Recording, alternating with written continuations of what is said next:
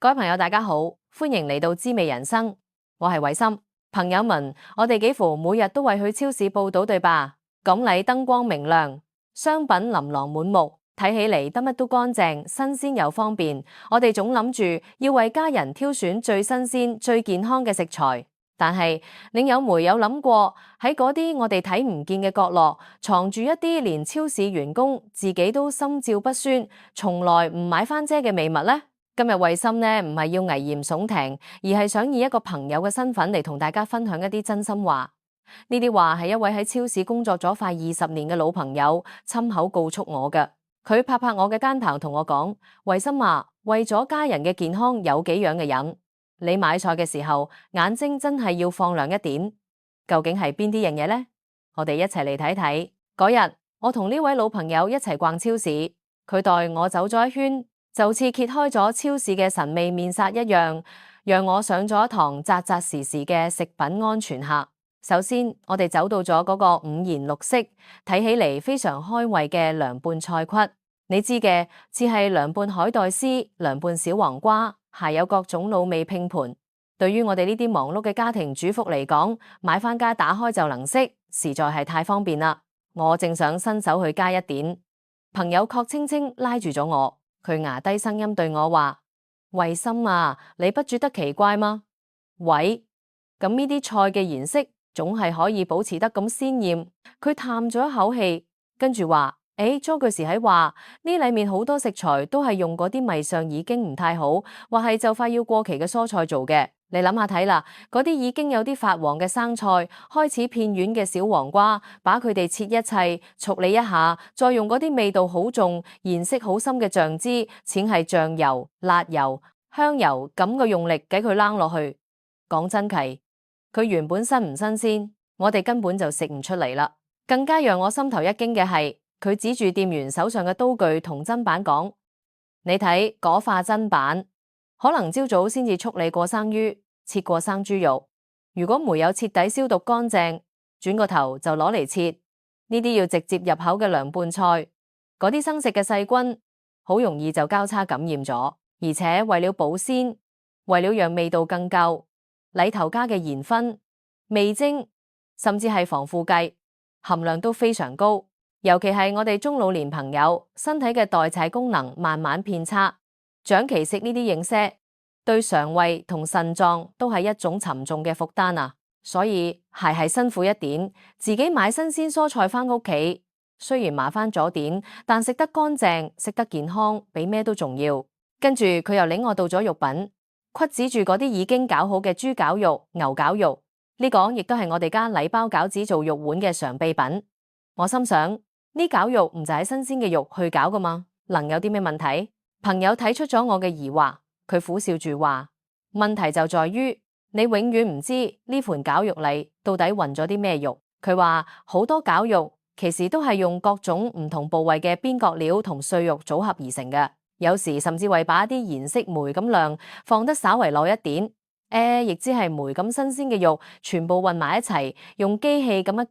攪爛咗之後，根本就分唔出嚟原來嘅品質係好係壞咗。而且超市嘅絞肉機一日要絞幾多肉啊？佢話好多時候根本唔可能做到每一次都徹底清洗，嗰啲殘留喺機器縫隙裏嘅血水同肉沫，喺室溫下放久啦，就係細菌最好嘅溫床。當新嘅肉再放埋去絞，嗰啲細菌唔係全都沾染上去啦嘛？有時我哋還會食到一啲筋膜或者碎骨，就係因為處理得唔夠乾淨。所以佢建議我要嘛就買一成塊新鮮嘅肉返屋企自己剁、自己絞，雖然費工，但係品質睇得到。要嘛就親自到傳統市場挑一塊好肉，請老闆當住你嘅面親手幫你絞，呢樣親眼睇住食起嚟先至真正放心。講到呢裏，我已經有點驚訝啦，沒想到接下嚟佢帶我去睇嘅嘢，先至真正讓我眉頭深鎖。咁就係散裝嘅火鍋料，係就係嗰種一顆一顆可以自己隨便加嘅魚丸、貢丸、燕餃。冬天食火鍋，平時煮個麵放幾顆進去，又方便又美味，而且價格通常好平，種類又多。但係我的朋友非常嚴肅咁同我講：慧心，呢個可以講係科技與狠活嘅重災區。佢話呢啲價格特別平嘅火鍋料裏面嘅肉含量，其實低得可憐。咁食起嚟 QQ 嘅口感係點嚟嘅呢？大部分都係澱粉、肥肉、雞皮，再加上術不清嘅食品，添加劑淨係黏稠劑、色素、香精等等，硬係調出嚟嘅。更可怕嘅係唔係成分，而係佢哋嘅販售方式。你睇，佢哋就咁樣毫無遮蔽地散裝長時間，暴露喺空氣裏位，沾染幾多灰塵同埋細菌，而且每一個客人走過去都可能用夾子翻嚟翻去，甚至有啲人直接用手去挑，呢個人摸過，下個人又摸，呢中間嘅交叉污染有多嚴重？朋友係偷偷告訴我，有啲不良商家睇到火鍋料好似快過期啦，就將包裝拆掉，當作散裝嘅嚟賣，甚至換個日期標籤就又重新上架啦。我哋消費者根本係無從分辨，食咗呢一個種東西，輕則腸胃唔舒服，重則後果真係不堪設想。所以要買火鍋料係盡量選隻有信譽嘅品牌，有完整密封包裝嘅，睇清楚成分表。至少肉要排喺澱粉嘅前面，啱樣先至比較有保障。從火鍋寮區離開，我嘅心情已經有點沉重咗。朋友又指旁邊嘅散裝醃菜，似係醃蘿蔔、醬瓜、泡菜等等，呢啲傳統嘅醬菜係好多老朋友們配稀飯下飯嘅最愛。但係朋友搖搖頭話，呢啲散裝醃菜嘅衛生條件同火鍋料比起嚟，可以講係有過之而無不及。好多呢類醃菜都嚟自於小作坊，製作過程嘅衛生標準，我哋根本睇唔到位啦。長時間保存，並且壓低成本，裏面可能加咗超量嘅鹽，甚至係對人體有害嘅工業用鹽。長期食落嚟，對血壓、對腎臟都係非常大嘅挑戰。而且佢哋同樣係開放式販售，空氣中嘅灰塵、飛沫，甚至夏天可能還會有蚊蟲、鄭良爬過，呢啲我哋都唔知。公共嘅家子亦都係一個好大嘅污染源，所以同樣嘅道理，想食醬菜，請必選則正規廠家生產嘅，有密封包裝嘅，並且要睇清楚生產日期同保存期限。跟住我哋走到咗熟食區，睇住嗰啲油亮亮嘅滷味同埋烤雞，似係醬牛肉、老豬餃香氣，撲比真係盡人垂涎三尺。但朋友嘅表情卻喺此刻變得最為凝重。佢悄悄咁話，行業內有個不能講嘅秘密，就係超市裏好大一部分嘅熟食，佢嘅前身係冷凍庫裏，唔知冰咗幾耐嘅冷凍肉，有啲甚至可能係放咗好幾個月嘅進口冷凍肉，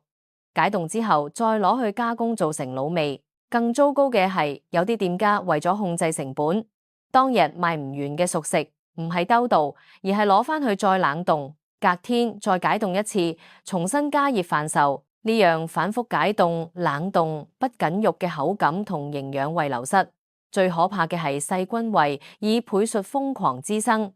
係會產生對身體有害嘅物質，為了讓賣相更好、顏色更紅潤。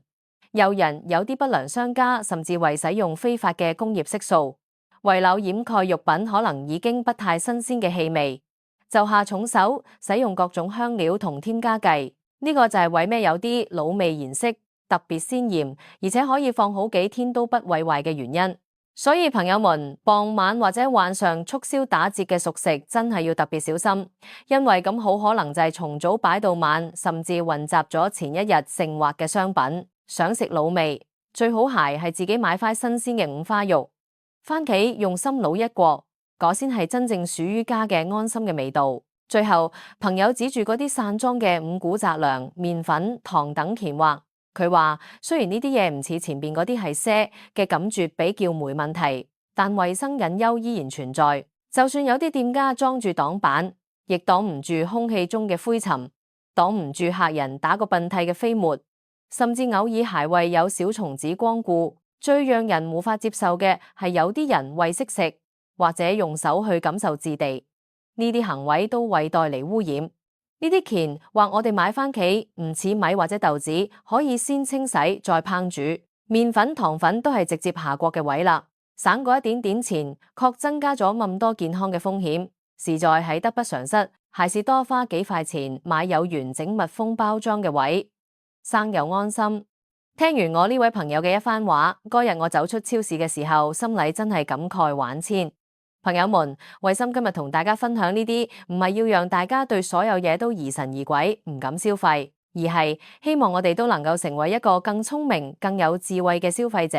特價呢兩個字，有時候唔見得係為啦讓我哋省錢，而好可能係為咗店家要清庫存。食品安全嘅核心，永遠唔係睇佢表面嘅樣子，乾不乾淨，整不整齊，而係要去睇佢背後嘅保存方式、運送過程、製作環節係咪都符合標準。我哋可以唔買最貴嘅，但一定要買得對，買得安心。我哋可以中翻平時惠嘅英式，